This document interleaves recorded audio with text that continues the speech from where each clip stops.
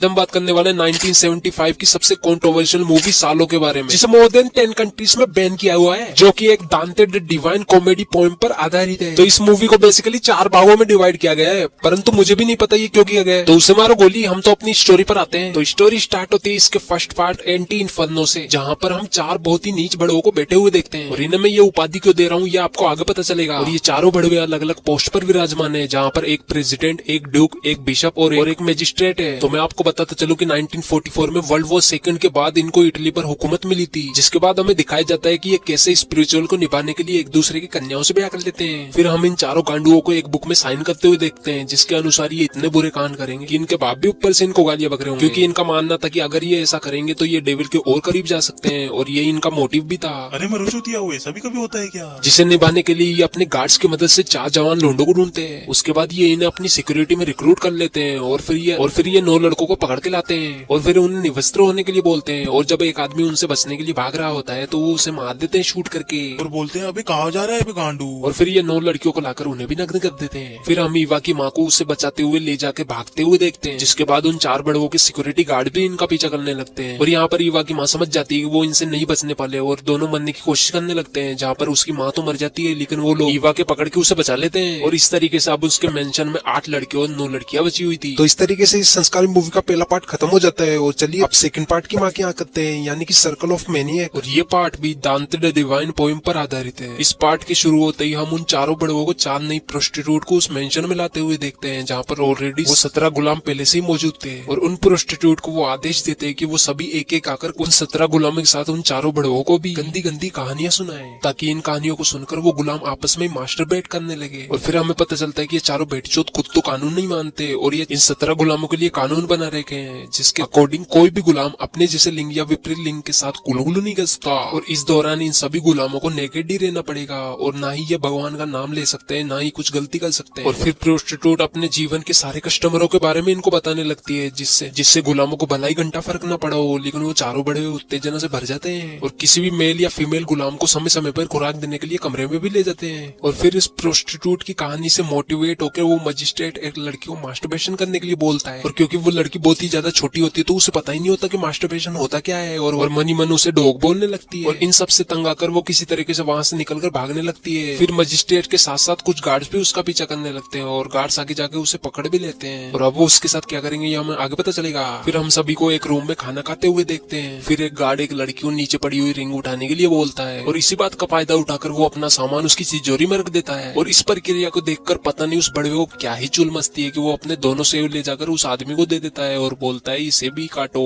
यानी कि समझ रहे हो ना, ये ऐसे वैसे दरिंदे जिनको कोई भी चलेगा, भले वो मेल हो या फीमेल हो। इसके बाद वो चारों प्रोस्टिट्यूट उन चारों बड़वों से कहती है कि इन्हें मास्टरबेट करने की प्रक्रिया हमें सिखानी ही होगी, क्योंकि हम तो पैदाइशी टीचर हैं। और फिर वो एक डमी लेकर आकर फीमेल गुलामों को उनका हिलाने के लिए बोलती है। और फिर हम उसी लड़की को देखते हैं जिसे मजिस्ट्रेट ने मास्टरबेट करने के लिए बोला था, और उसके भाग जाने के बाद गार्ड्स ने उसे पकड़ लिया था।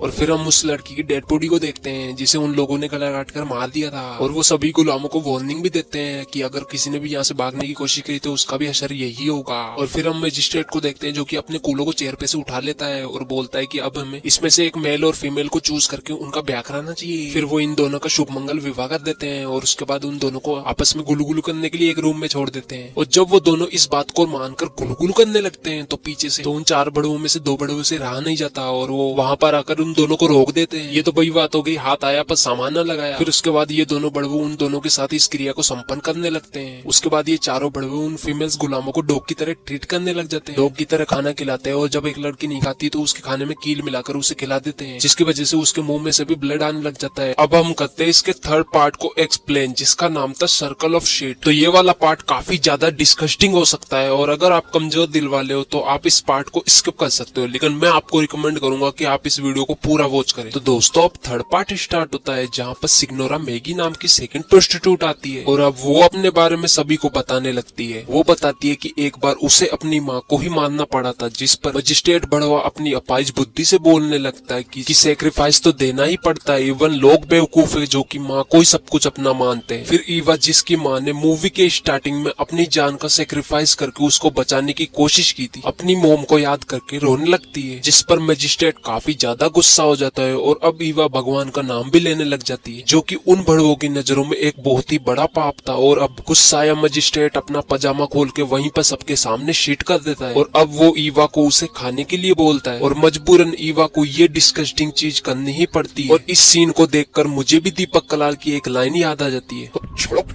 और फिर ये चारों बड़वे रोजाना ही गुलामों को यही चीज खाने को देने लगे और खुद भी खाने लगे। इवन नाश्ते में भी उन्हें यही सब दिया जाने लगा और जो इसे नहीं खाता उसका नाम एक रजिस्टर में लिखा जाता ताकि लास्ट में उसे सबसे दर्दनाक मौत दी जा सके। और यहाँ पर मैं आपको एक्सप्लेन नहीं कर सकता कि ये कितना ज्यादा डिस्गस्टिंग था, जहाँ पर इन चारों बड़वे के दिमाग में भेजा ही नहीं था। और इस तरीके से अब रोजाना ये यही परोसेंगे और इन्हीं को खाएंगे। और इस तरीके से अब ये सेकंड प्रोस्टिट्यूट की बात से इंस्पायर्ड होकर कभी किसी को पेलते या फिर कभी किसी से अपने ऊपर पीस करने के लिए बोलते। और एक रात ये चारों डिक्टेटर अपने सभी गुलामों की बेक देखने लगते, जहाँ पर इनका प्लान ये था कि जिसकी बेक सबसे ज्यादा अट्रैक्टिव हुई उसको ये मार देंगे। जहाँ पर इन्हें एक लड़की की बेक पसंद आ जाती है और ये जब उसको शूट करने के लिए गन चलाते हैं तो उसमें गोलियां ही नहीं होती, जिस पर डिक्टेटर उस गुलाम को बोलता है कि हम तुम्हें इससे भी भयानक मौत देने वाले हैं। इसके बाद वो चारों बड़वे चूतियापंती का प्रदर्शन करते हुए अपने गार्ड्स या फिर गुलामों से मैरिज कर लेते हैं। और फिर एक गुलाम एक डिक्टेटर को बताता है कि इस मेंशन में तुम्हारे रूल्स को तोड़ा जा रहा है, जिस पर वो डिक्टेटर जाके दो लड़कियों को साथ में सोते हुए देख लेता है। और इन बड़वों के रूल्स के अकॉर्डिंग कोई गुलाम साथ में नहीं सो सकते थे, जिस पर वो डिक्टेटर उन पे गन पॉइंट कर देता है, जिस पर वो लड़कियां उन्हें बताती है कि एक गुलाम और भी है जो कि एक नौकरानी के साथ सोता है। और वहां जाकर चारों डिक्टेटर उसे पकड़ लेते हैं। फिर वो चारों शूट करके उस गुलाम को भी मार देते हैं और उस नौकरानी को भी। और अब वो चारों बड़वे बचे हुए सभी गुलामों को एक शिट से भरे हुए टब में बिठा देते हैं। और यहीं पर ये थर्ड पार्ट भी खत्म हो जाता है। अब हम एक्सप्लेन करेंगे इसके फोर्थ पार्ट को, जो कि है सर्कल ऑफ ब्लड, जहाँ पर हम उन चारों डिक्टेटरों में से एक डिक्टेटर को चेयर पर बैठे हुए देखते हैं और वो अपनी दूरबीन से खिड़की के बाहर बाकी बचे हुए 3 डिक्टेटरों को गुलामों को टॉर्चर करते हुए देखता है। और इन डिक्टेटर्स ने जो 4 गार्ड अपॉइंट किए थे उनमें से 2 गार्ड हमेशा उस चेयर पर बैठे हुए डिक्टेटर को प्रोटेक्ट करने के लिए और बाकी 2 बचे गार्ड उन बाहर वाले तीनों डिक्टेटरों के साथ उन गुलामों को टॉर्चर करेंगे। फिर फर्स्ट डिक्टेटर की बारी खत्म हो जाने के बाद सेकंड डिक्टेटर उस चेयर पर आके बैठता है और बाकी 3 गुलामों को टॉर्चर करने लगते हैं, जहाँ पर वो डिक्टेटर्स मेल के पेनिस को काट देते हैं, फीमेल्स के ब्रेस्ट को काट देते हैं, किसी की आंख निकाल देते हैं और किसी की जबान काट देते हैं। ऐसा करते करते अब लास्ट डिक्टेटर आकर चेयर पर बैठता है और अब वो तीनों डिक्टेटर्स जो कि मैदान में थे एक एक करके सभी गुलामों को मार देते और अपना चूतियापा भरा डांस करने लगते। और फिर हम 2 गार्ड्स जो कि मेंशन के अंदर थे उनको डांस करते हुए देखते हैं और हमारी स्टोरी यहीं पर एंड हो जाती है। आज की इस वीडियो में बस इतना ही दिखा सकता हूँ और इस वक्त अपने लटकते हुए तीसरे पाँव से इस वीडियो को लाइक भी कर दीजिए और मुझे आगे दीजिए, क्योंकि इस स्टोरी को सुनाते सुनाते मैं भी अभिलाने की अवस्था में आ चुका हूँ और इस प्रक्रिया को दोहराने के लिए मुझे बाथरूम